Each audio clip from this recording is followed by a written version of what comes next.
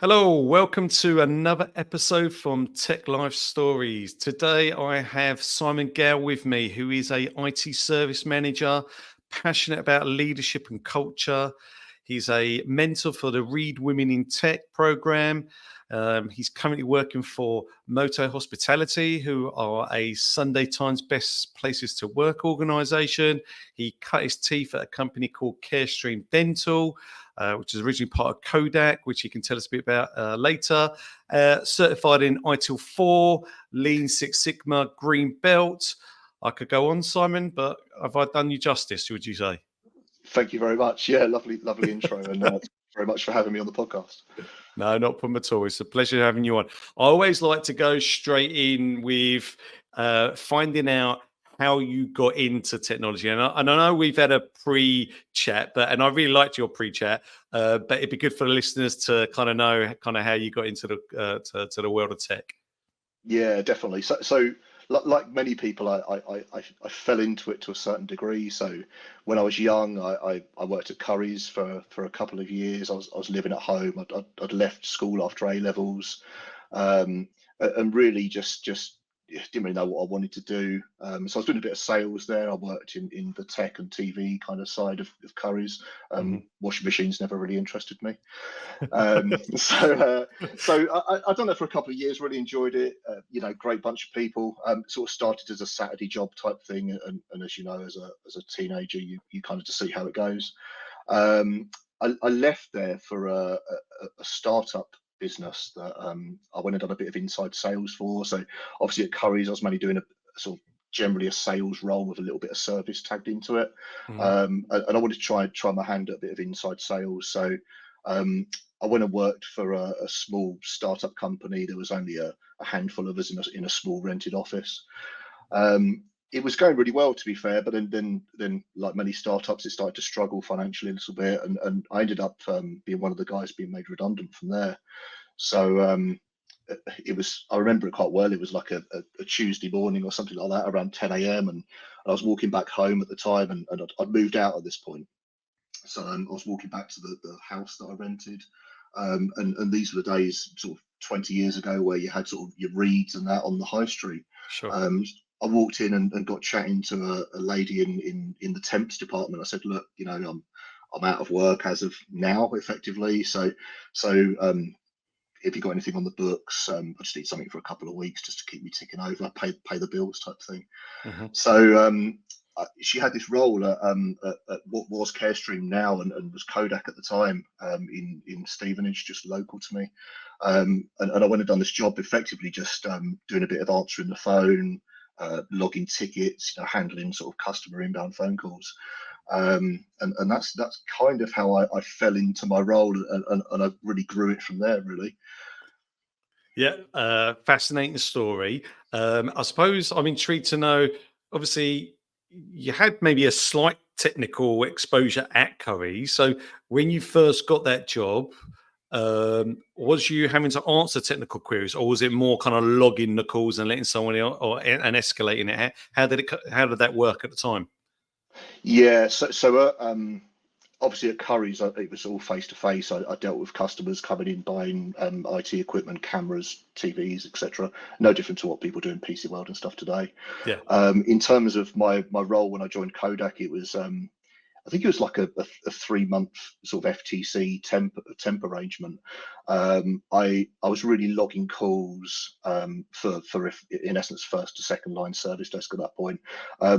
Very quickly, I sort of worked out that I could fix some of them. So Okay. I ended up just sort of trying my hand at the easy stuff, and the guys that worked on the desk at the time sort of gave me a little bit of training, this was software support for dentists. So was very out of my comfort zone. I got to learn a lot of dentistry terminology very quickly, Yeah. which is very different to IT, which is again really interesting because they'd phone you up and speak about, oh, we've got an amalgam filling on this, and you start to learn these terminologies that in tech you have no idea about.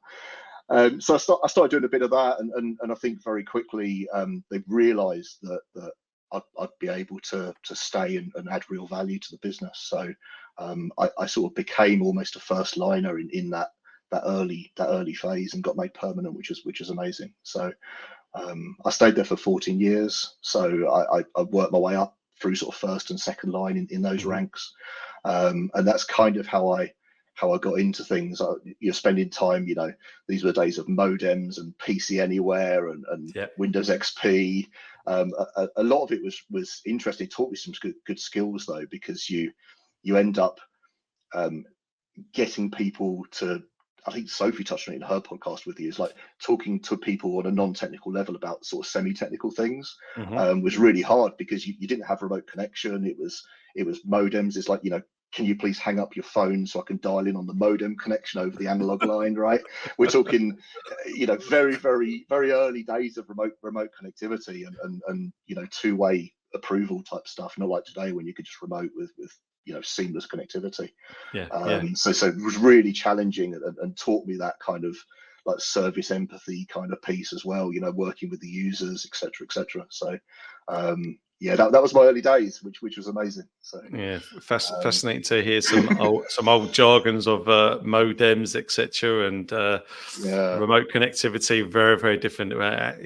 We've obviously progressed quite substantially since you first got into the world of technology. I yeah, suppose what would be interesting to know is, obviously you mentioned you were there for 14 years, and I'm guessing. And also looking at your LinkedIn profile, you wasn't in that first line role the whole 14 years. You obviously correct. you cut your teeth and you progressed. But let's talk about how you progressed, how the opportunities come about, and where you ended up kind of getting to when you left the organisation. Yeah, definitely. So I spent a couple of years. I mean, looking back now, it's a long way back. I spent a couple of years doing, in essence, first to second line support, which was great. We had a really close knit team of people. There's about 6 or 7 of us on the desk.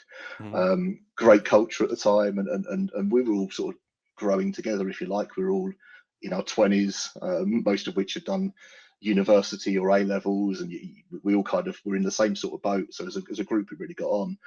Um, we sort of all learnt from there. My manager at the time sort of looked after all the service element of that team, and then I had another chap who ended up being my long-term boss, who I still call a friend today.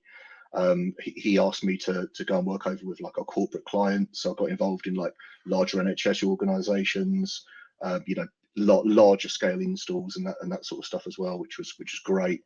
Again, just real exposure to very different environments. These are terminal services or remote desktop environments on large scales, like big hospitals and that sort of thing. So, Mhm. so that was great. Done that for a little bit, and then I sort of got into what I class as like architecture and design for a little bit as well. Again, working with the same sort of groups of people.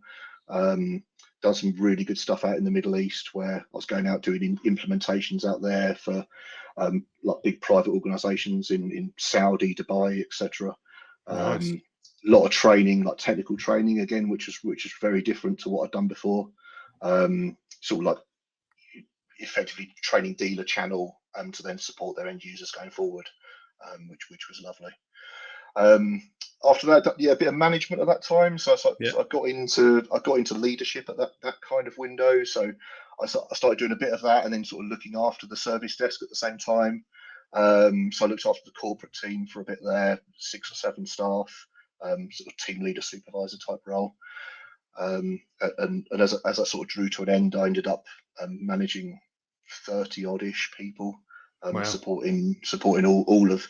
In essence, I think what some people do is you end up managing the people that were doing the role that you done, and which is great. And I had a structure of team leaders there, and responsible for support across the enterprise really, which is great. Yeah.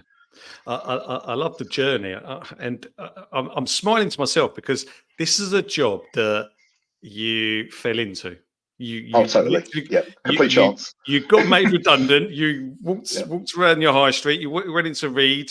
Have you got a temp job? Yes, get the job. And then lo and behold, you've started a career in technology without even really trying to start a career in technology. At what point would you say, when you were working there, did you realize, or did you think, actually, I quite like this? This is for me. I wouldn't mind making or continuing a career in the kind of tech world. Yeah, I think certainly when I got more into the architectural space and sort of the larger scale installations, I thought that was brilliant. Hmm. Really enjoyable, and then I kind of fell into the people management side as well. So I was in this boat of a sort of semi-technical, semi-management, and people often take that like, which direction should I take? And certainly in the latter part of my career now, I'm really pure management with a little bit of technical. Hmm. But during that time, it was cool because you had both. So your job variety was really good. And it was certainly at that point I realised, probably like, yeah, 3 or 4 years into it. Um, but yeah, it's a really great culture. I mean, I still keep up with people there now, and yeah, really lovely company. It's interesting to hear you talk about kind of management and leadership because it's not for everyone. Especially those that like to be quite hands-on technically. Um, I think sometimes because they do well and they have experience, sometimes they get pigeonholed into becoming like a team leader or a manager when actually that doesn't necessarily play to their strengths. How Yeah, did you know that you were going to be a good manager? Like, what traits did you have that you or that your employer could see that you were that type that would go on to manage? And did you feel comfortable managing people that you had actually worked alongside and obviously maybe then become their manager?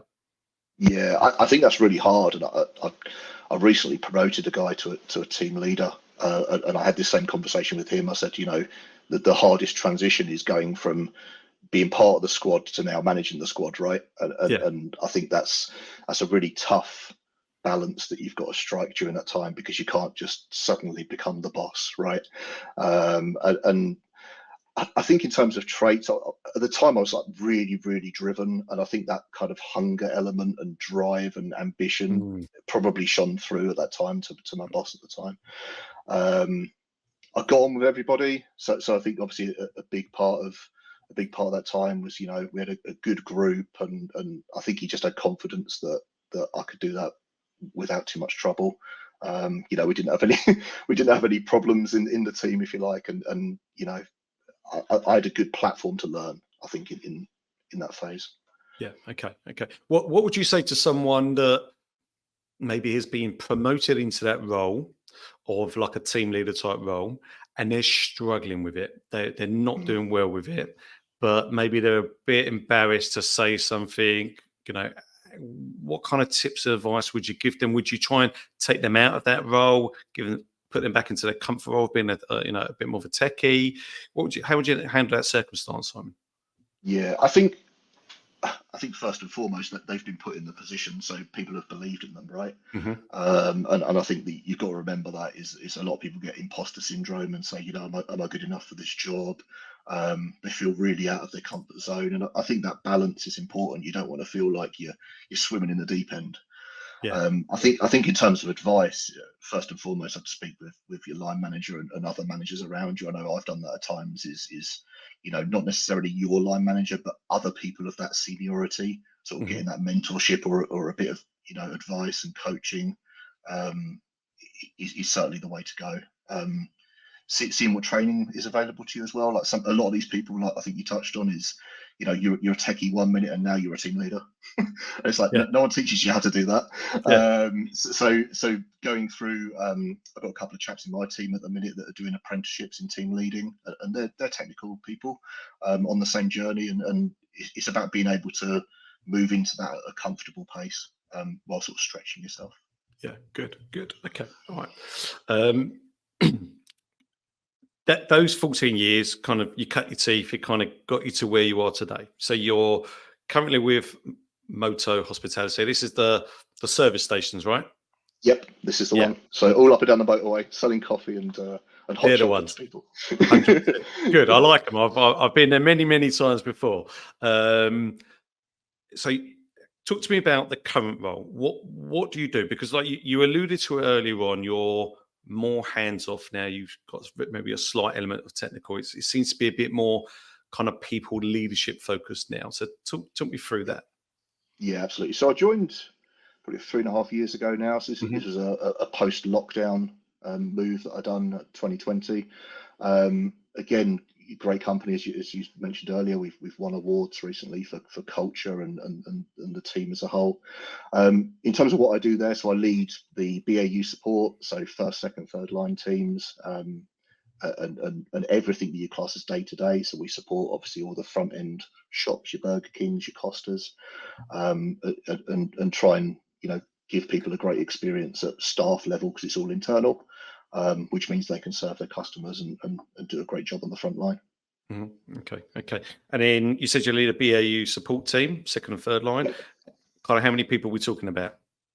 11, I think my team is. 11, So okay. yeah, not a huge team, but it is only internal. Mhm. We've got 6,000 employees across the business. So Yeah. yeah, pretty significant size operation. Yeah, no, definitely 100%. And I know when we had our pre-chat, I think we spoke about leadership style. I think you referred to Simon Sinek, who I know, I've read his books before, and I know you're quite passionate about culture. Talk me through that and how you ensure best practice for culture, and your leadership style, and how that's, I suppose, progressed from when you first started, back at Carestream to where it is today. Yeah, I think so I'm a big fan of Simon's. I've read his books and watched a lot of his TED Talk stuff. But Yeah, I think I've changed over the years. I think in the early phases I was very um, sort of dictatorship almost. That's probably quite an extreme way of saying it, but very direct, very goals orientated, and that sort of fit my ambition, I think, at the time. And I think over 20 years, you slowly mold and adapt your style based on your learning as a leader. I think that now I'm more sort of people orientated, servant leadership style, which is what Simon speaks about. Our role as leaders is there to enable and empower our people to do a great job. You work for them, they don't work for you. It's that kind of concept. I'm very big on training and education. So my team, I dedicate countless hours every year that they can book out for training, because we work in a tech space, right? If you're not learning as a techie, you're going backwards. yeah, And not only does that hinder them as an individual from their job opportunities and things going forward, but just their ability to do a great job. hmm It was interesting. I was chatting to a guy the other week, and I said, like, I've never met someone that comes to work and says, I'm going to do a really bad job today. I'm just going to be rubbish. Nobody says that, right? So what you normally find is if you give people the right tools, the right appropriate level of governance and process to succeed, and the right coaching, mentoring, and guidance, they'll come in and do a great job, right? Most people will do that naturally. So that's definitely my style. Is really empower people. Um, be supportive when I need to. I mean, certainly in the world today where people are doing flexible working, we have it in our team. Give and take is so important. I definitely operate that with my team. Is if you need to go and nip out for the school run, or you've got a vet appointment or something, you just need to tell me. I think that the times have changed from the old days where that'd be I need to book half a day off and I need yeah. to ask my boss's permission. And I just think people really now value that give and take and flexibility in their lives. Yeah, no, definitely, I agree on that. And look, we will touch on flexible work in a little bit more. But obviously, you spoke about your leadership style changing from, let's not use the word dictator. I think that's quite harsh from what I know. Let's talk about being direct, with that Yeah, ambition earlier on, and obviously it kind of molding and adapting over the last 20 years. But because you seem quite a relaxed, chilled manager to me, Simon, from our initial conversations. What about managing individuals that are maybe underperforming, maybe being a little bit yeah, difficult? Have you had that? Or have you had it plain yeah. sailing? And I suppose the question is, if you have had to manage those type of individuals, how have you managed them? That'd be interesting to hear. Yeah. So certainly, I've had all ends of the spectrum, right? I've done gross misconduct type stuff all the way, through to promotions of people. That's like the best part of your job as a leader is promoting an individual. It's just lovely, right? I think if I was trying to give advice to people out there, I'd say that try and come from a place of understanding, right? So everyone has their dramas in their world, and things hit them in their personal lives. Most people, if you see a dip in someone's performance or behavior or whatever, there's often a cause behind that. It's not like I touched on earlier, they've not suddenly decided they're going to come and do a bad job today. Most people, it's they're under pressure at home. Maybe they've got some stresses. People move house, and it really affects them, and these big life events, right? So first and foremost, try and come from a place of understanding and empathy. Meet with the individual, work with them, try and understand. It's strange because on one side of my style, I do complete transparency. So if you ask any of the people I've worked with, they'll say, like, I'm really, really honest with them. So I'm absolutely warts and all, as people call it, like good, bad, or ugly. I will, if I'm really happy with you, you'll know about it. If I'm really unhappy with you, you'll also know about it. But people also know where they stand, right? It takes a little while to get used to, but people in my team particularly are like, yeah, it kind of was interesting to start with, but I really like it now, because always you build high trust. Yeah. So you always know where you stand with each other, and I think a lot of people, they don't want to approach their staff to say, why I've seen a bit of a dip in you or whatever, but just an open, honest conversation a lot of the time will iron these things out. If they don't, obviously you're then into the formal routes of HR and performance management, PIPs and that world, which is never nice. But, no. But have you had to go through that though? Yeah, absolutely, many times. Okay. Yeah. Okay. I mean, I've had probably over the years, probably 200 staff over the years, because I work in an environment where there's a natural attrition. So I've managed, easily 100 people plus as individuals, but probably closer to 200. So some haven't made it, right, and it's not the job for them. And often they go off and find what they want to do afterwards. It's a little blessing in disguise sometimes for people. They're not happy doing the role they're doing, but then they find the thing they enjoy, and I'm still in touch with some of those people now. It's no hard feelings. I was going to mention that, actually. Do you think it's a case of people being in the job that they don't like a lot of times, where they start underperforming and they're thinking they're not cut out for this? Yeah, I see people get stale, right? So unless people get promoted or whatever within, like, particularly in first and second line, it's quite a repetitive role naturally, because you're dealing with tickets. A lot of the stuff is like you've seen the problems before. You're fundamentally resolving incidents or fulfilling requests. People do get bored, and after quite mundane, right? It can be. I mean, it's got its good and bad, right? I think in the long run, people, particularly at first line, they get a bit fed up, and they go, I want to do something different, but then maybe they don't find the thing that they want to go and do. Sometimes it's that, and some people just say, look, I need to just find a new role or a different path. And quite often I've had a couple of times I've had people that have underperformed, and they found the right role within the business that we're in, and then they suddenly shine again. And they've just had a dip, right? They've had a rut. And the difference is trying to find out whether it's a rut or whether it's a genuine, long-term performance situation. And then you have to deal with it accordingly. Yeah, no, definitely. I think management's not for everyone, right? Like you say, there's the highs when you're doing promotions and all that type of stuff, but then you've got the lows of disciplinaries and, like you say, PIPs and stuff like that. So it's why I was going back earlier on to talking about, I think some people are just naturally given that role with no training or anything, and I think they're set up to fail a lot of the time. I remember my first team leader role, they just kind of threw me into it, and all of a sudden I was managing people who were my colleagues, and it was hard.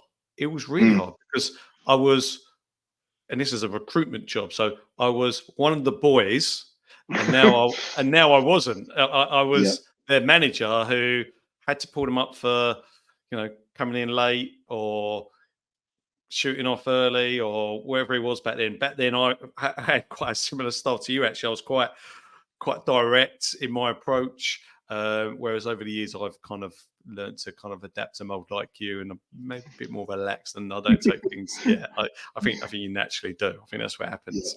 Yeah. So I get it.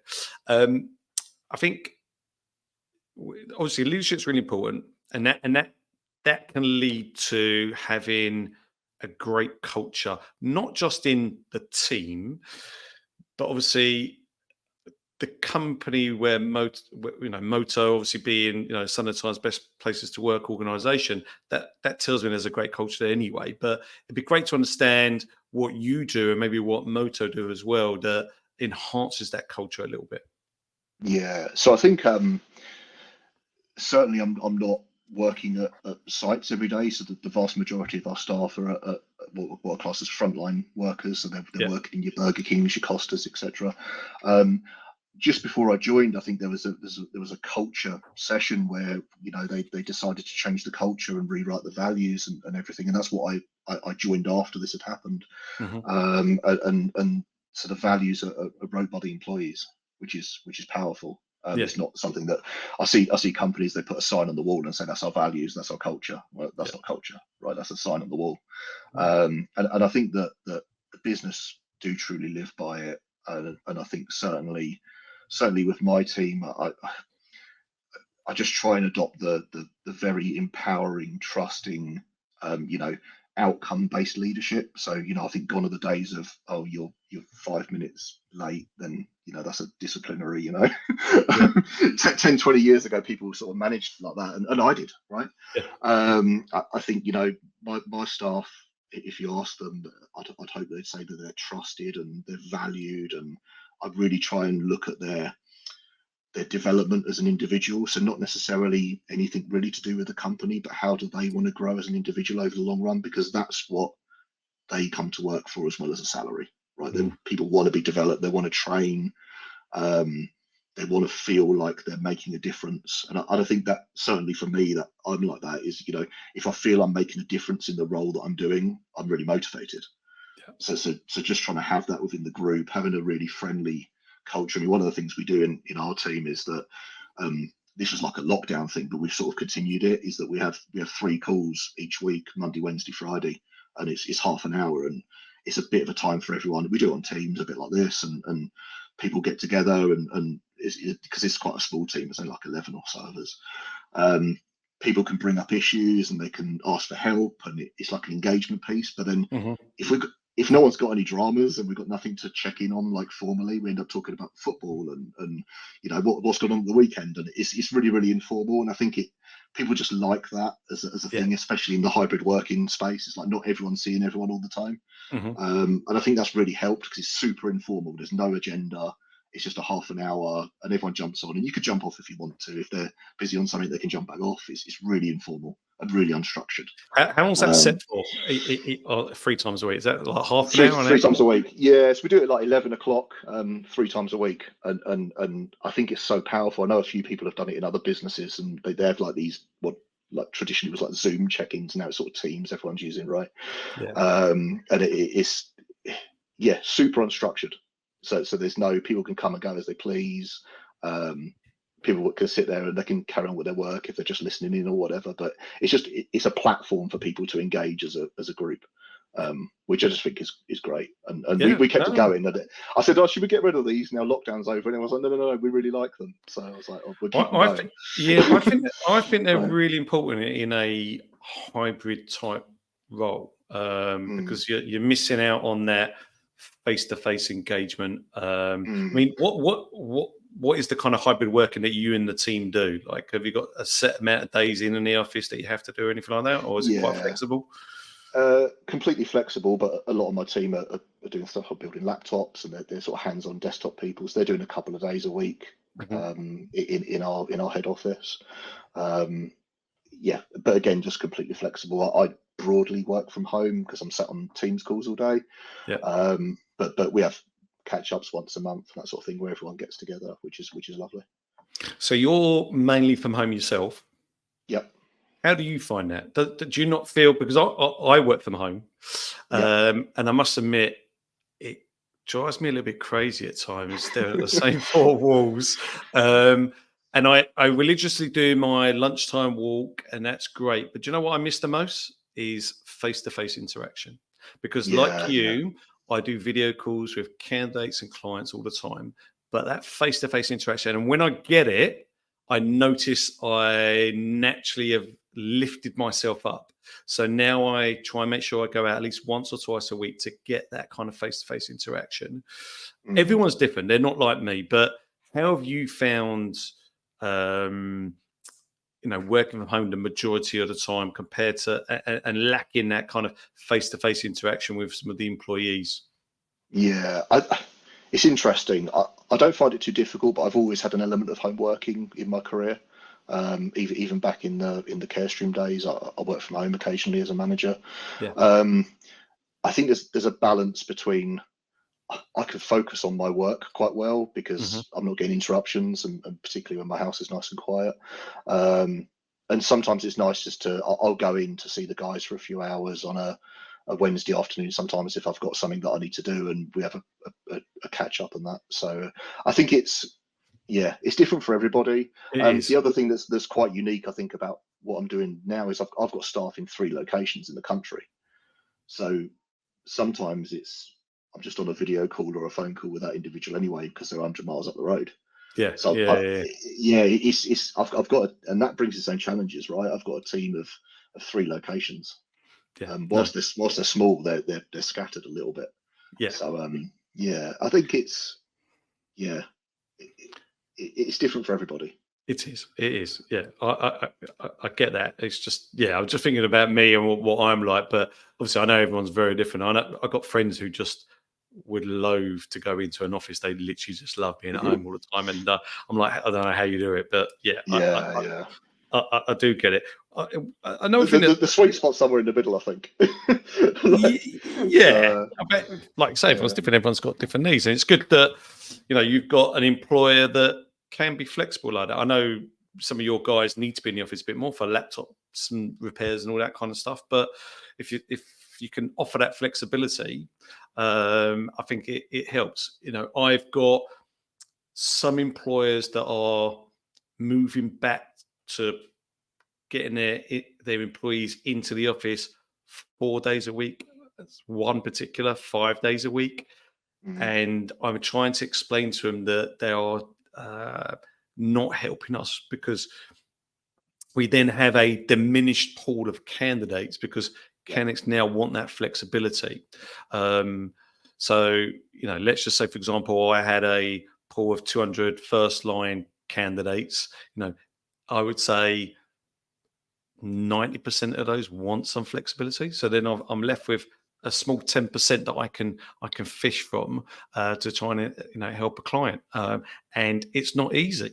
So mm, I think employers that can offer that flexibility will have a large pool of candidates that are attracted to working from. Definitely, don't get me wrong. There are going to be certain roles that need to be in an office for 5 days a week, right?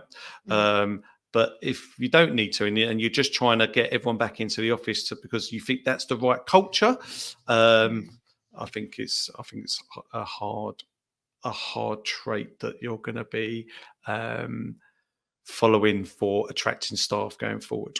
Um, yeah. and you mentioned you've got 3 different sites. So when you've had to recruit, are you do they have to be associated to one of those offices, or can they literally be anywhere in the UK now? Um, in my world, it's close to head office. The 2 other guys I've got that work in other locations they've been there for many years. I didn't recruit either of them, Okay. but it's handy because we have some coverage across the country when we get issues by Yeah. the nature of our business. So yeah, it's good. I think that say just going back to what you're speaking about with the office working thing. One of my styles is really around sort of like outcome based management. I think Mm. gone are the days of, you know, have you done your time? Did you have exactly 59 minutes lunch break?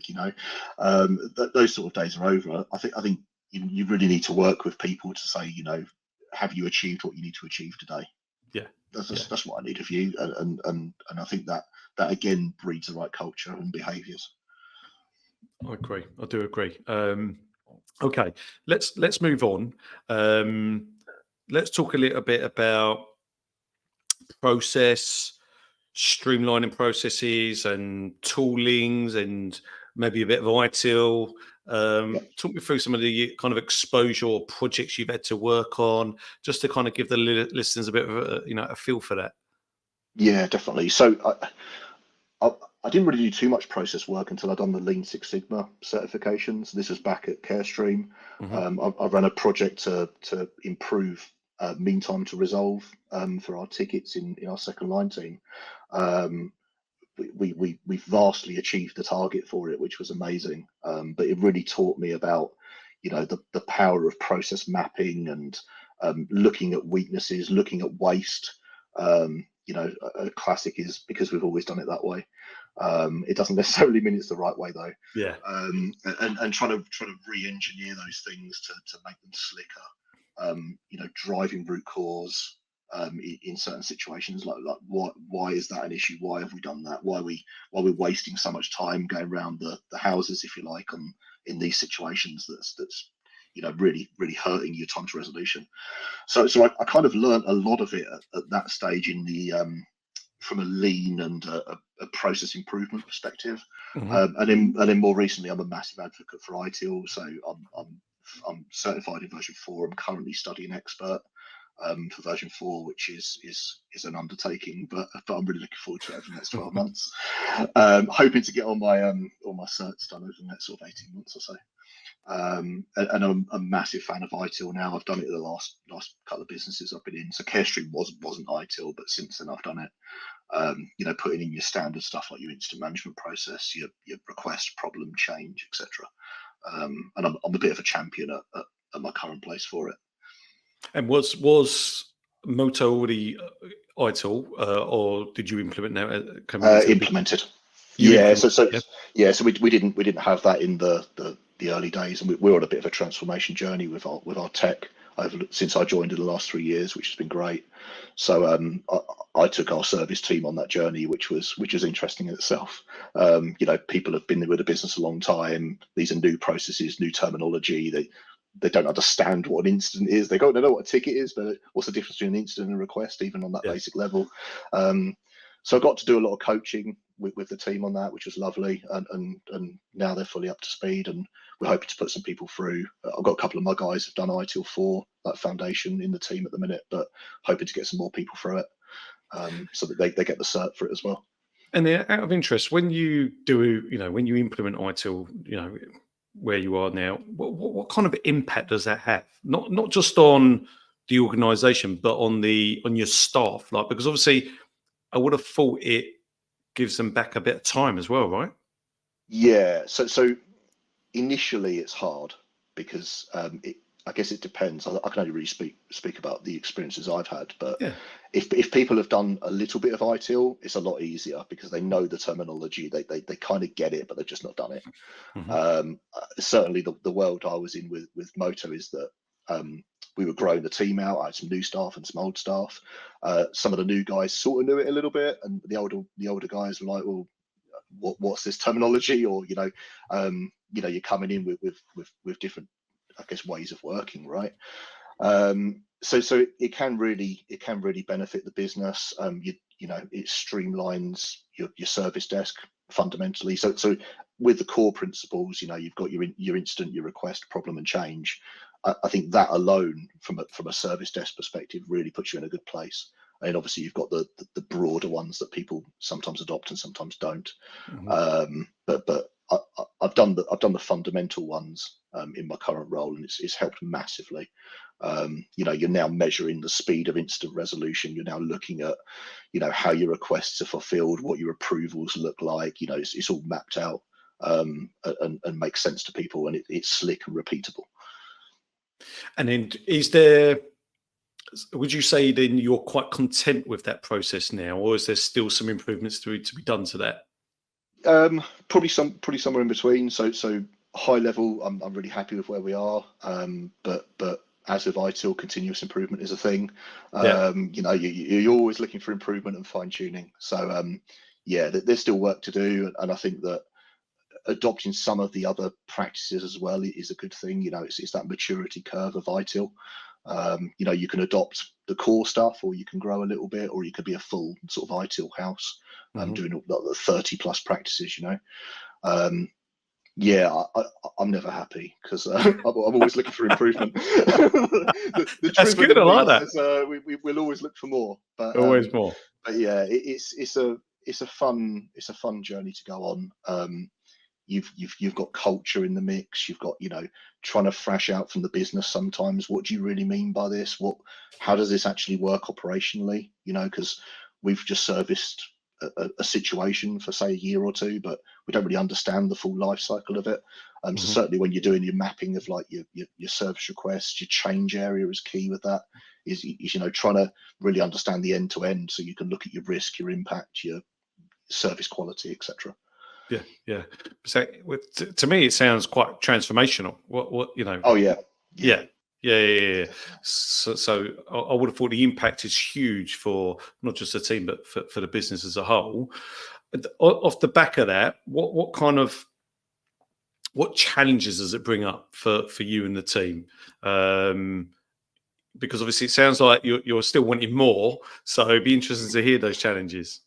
Yeah, I think a lot of it is just about maturity. So what you normally find is that fundamentally you build a process out, you work with the people involved to understand it and make sure they get it, and then it's really about are they following it? Is it mapping through for them 99% of the time, or is there these other situations that don't quite fit into it, and how do we handle that?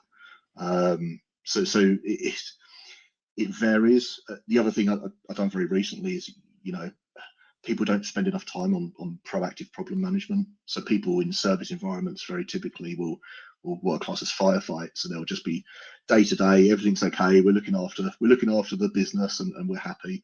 But taking that time to take a step back and look at like what's your last 12 months look like, and is there things that we could do to stop things being a problem next year, and just being on the front foot a little bit more. So I think that's certainly an area I'm focusing on at the minute with our team is looking at that, and dedicating time to that over the next couple of months to say, let's take a day out once a month, and let's look at what last month looked like.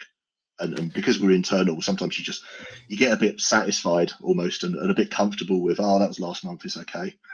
And trying to move forward and look at it properly. So, but I think it's actually a really interesting point, and be one that I would be quite keen to learn a little bit more about, actually, Simon. So when you say you take time out to kind of analyze and look at stuff, what is it you're looking at? So, for example, you say you're firefighting day to days. Would you, yep. for example, go back over the last month and analyze what those tickets were? And is it stuff like that, or is there other stuff to it as well? I guess mainly you can start with your incidents, right? So where did your pain come from and your interruptions to service? So in our world, we deal with a couple of thousand tickets a month. It's fairly substantial numbers. Yeah. And see, the good thing is with that is that in a system you've got enough data to look at now, and you can look at trends, and you can say, well, why did we have 30 more of those this month compared to the normal? Did something happen? Was there like a special cause, like something happened that triggered that, or is there suddenly a problem that's ballooning and you don't quite know it yet? So that's I've been spending time with the team recently doing that. It's been great, and they've really enjoyed it. The really good thing is that if you drive the root cause on those things, you can stop them happening. Everything is achievable. So, and are you using data in any other ways at all? What do you mean?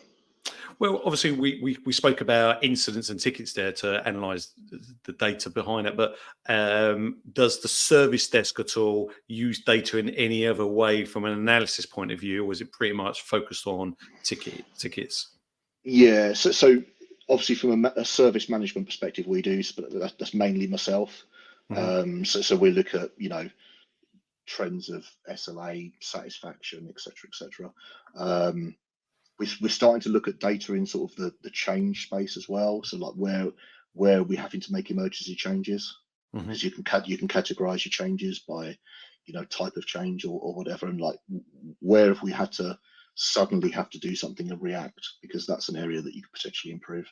Yeah. Quite early days with that in my world, but Okay. And obviously, we've been talking quite a lot about your team and internally. What does that mean for the user? Like the experience that the user gets. Do you do like I don't know, user satisfaction surveys? Do you analyze that stuff like that? What does it mean to the user? That'd be interesting to hear. Yeah, so I think what's interesting with our business is that there's that two layers, right? So our world is looking after internal staff and making sure their kit is working, if you like, but most of our team and our business serve the end customer. So they're hand in hand. I think if you look at availability of equipment and making sure things are steady and working and operational, it gives people the best opportunity to give the end customer a great experience. If you walk into a Costa and the till's not working, the queue's longer, that's the impact of IT. Yeah. If that stuff's not working, all of a sudden that's a pretty poor experience for that user as the end customer. But can you? How do you get that analysis? Like, who reports that as the end? Because someone at Costa's not going to put their hands out and go, "Oh, the tills are down. I've got loads of people backed up." Is it like me? If I was there, would I be making a complaint somewhere, and would that then get tracked? How does it come about? So in our space, we measure NPS and end user satisfaction through things like Google reviews, and I guess more closely with till operations and things like that. We rely on the manager of that department to tell us, and it's obviously managed all internal into my team. And we measure the satisfaction at that level into my team as well to make sure there's happiness and the speed of resolution was satisfactory, etc. Yeah. Okay. All right. That makes sense. I'm keen to learn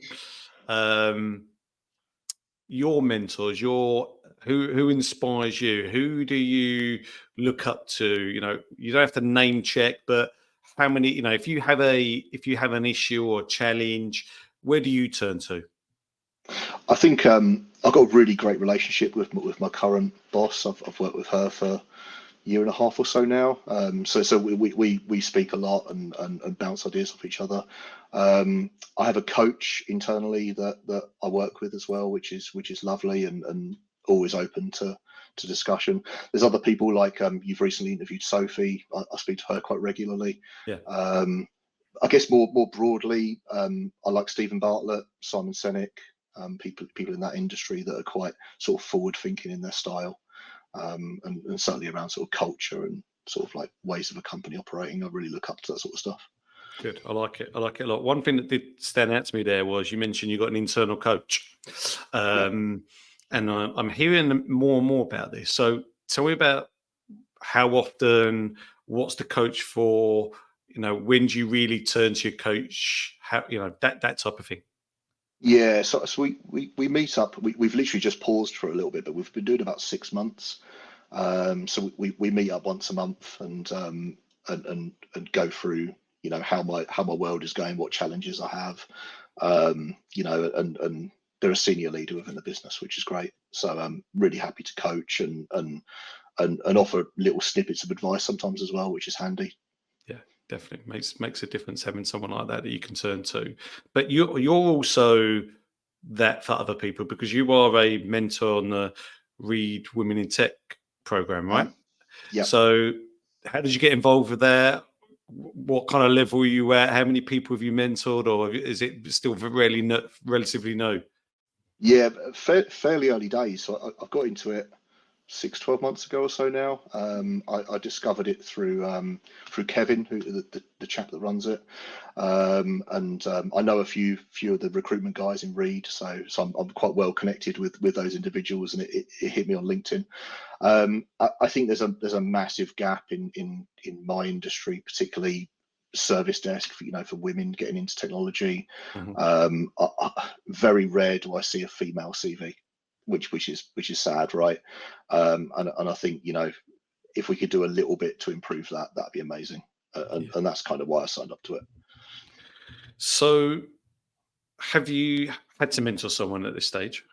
Yeah, I've had one person so far. And what's involved? Like, does the program say to you you need to follow a set kind of guidelines, or is it more just you working to your leadership way and mentoring your style?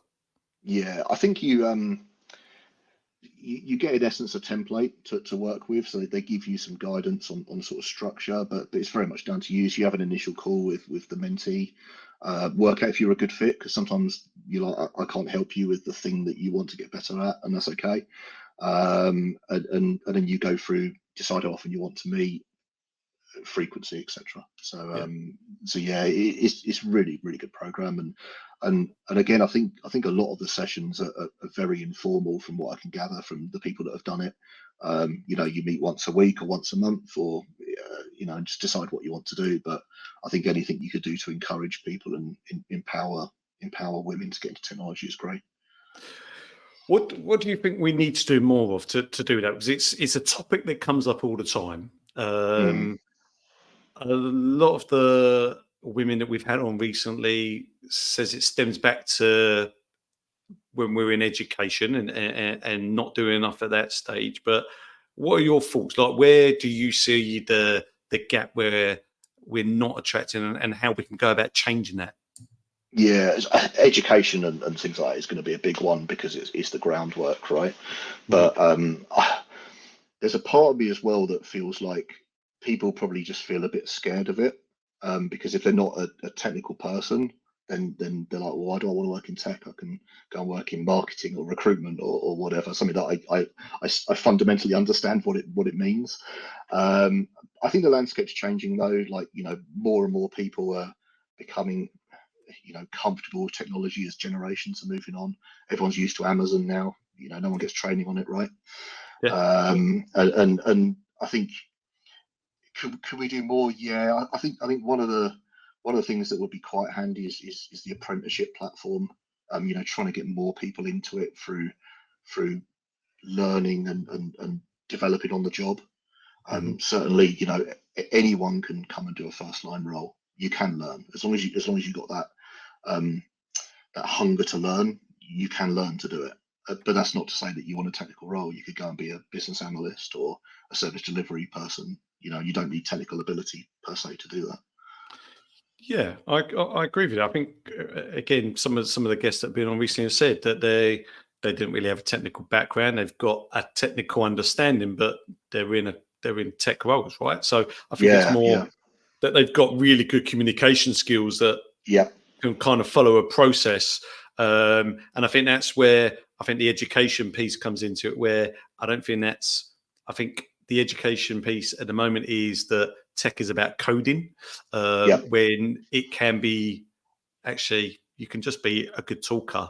And as long as you can mhm, follow a process, then actually you could have a career in tech. And you could actually earn half decent money in the tech industry, right? If you start yeah, at the bottom and work your way up, there's no holding back on that. So yeah, I think there's a bit to do there, and I'm hoping that more can be done at kind of school level to kind of make some changes to kind of ensure that IT and particularly IT service management is highlighted as a potential career path, particularly for more women, actually, because it'd be lovely to have some more women in the technology sector. yeah, Um, definitely. okay, I wanted to move on, and we're kind of getting to the latter stages of the podcast now, and I always kind of end on a couple of things, and one of those is like the future of service management. And I know you're a big advocate for ITIL, but do you see anything else that's coming up, that's going to change the landscape of service management at all, or do you still think ITIL 4 is at the forefront of that? I think the experience piece is definitely becoming more of a thing. People now speak about XLA rather than SLA, Yeah. and I think that's been championed by a few people in the industry, which is super interesting. I think that's very early days. There's only a handful as a percentage of the industry are now actually fully adopting that. But if you think about most people now, they're engaging with services, not like individual bits of tech. So they expect a service type experience, and I think that's the direction of travel. And certainly, obviously, you've got AI and things like that that, from a technical perspective, will help. But I think the way we manage service is now going to become more general. I think Sophie touched on the whole IT and IT service management thing. It is becoming more end-to-end service. Making sure that your end user all the way through that whole life cycle is getting a great experience. And how do you measure those little micro steps in that feedback? Yeah, but what are the challenges of that though? Often measuring things is difficult to sometimes improve what you can't measure. So some of that's the engagement with the business, or sometimes in an MSP's case, your end customer. Trying to really understand what is meaningful to them, and what really needs to perform, and what does that actually mean in reality, if it does or doesn't. Because different people are happy or unhappy about different things at work, in terms of the tech and the services they engage with. So it's harder to measure things like your SaaS products. People will use a website to use a web app, but if your Wi-Fi is running a bit slow that day, you're getting a bad experience. But how do you know it's the Wi-Fi or the end app? Is sometimes difficult to interpret for them. So yeah, time will tell. But it's an interesting concept, and there's many people out there that are really championing this kind of way of measurement now. So because you mentioned the experience piece on the XLA piece there, have you looked at that as an organisation or not really? Not in my current role, but I have done stuff with Happy Signals, and personally I'm interested in it, and I've not implemented it anywhere yet though. Okay, all right, just more out of curiosity more than anything else. Yeah. Okay, and then I always like to know a little bit about you on a personal level. From my earlier conversation with you, I think you've got a 1-year-old daughter at home. Am I right in saying so? You do. So I'm now getting sleep again, which is great. Okay, that's good. That's good. Walking? Yes, I've recently done Yorkshire Free Peaks with our. I mean, is she walking? I mean, is me? she walking? Sorry, I thought you were like me. We'll get on to you in a minute. Is she walking? She's working on walking, so She's will working walk on walking with a hand. Yeah, okay. Yeah. Okay, but you can tell me about your walk now on the Free Peaks. Go for it. I'm still sore, that's why. Yeah, last week I done the Yorkshire Free Peaks, which was a massive effort for our charity Mind, which is what we're supporting this year.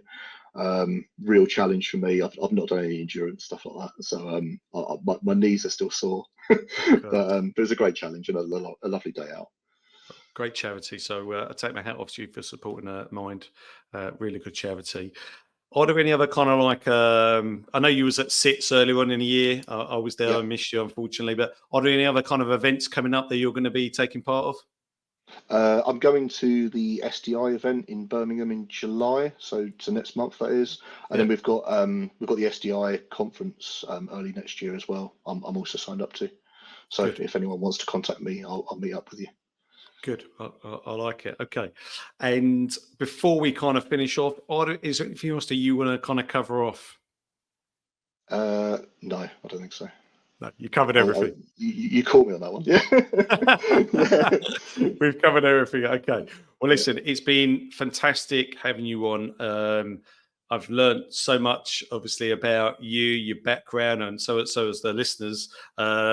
I think it was really interesting hearing about your change in leadership style, from being that kind of like that ambitious individual when you first started, being maybe not, I'm going to use the word direct, not dictator, because I think to say it was a bit harsh on you, to where you are today with that, because I think a lot of people go through that, and I did as well. But I also think it's the society's changed a little bit. We're not about managing someone who's been a little bit late here and there, or we're a little bit more trusting with our employees now, which I think is the right place to be to manage. So yes, thank you very much for being on the podcast.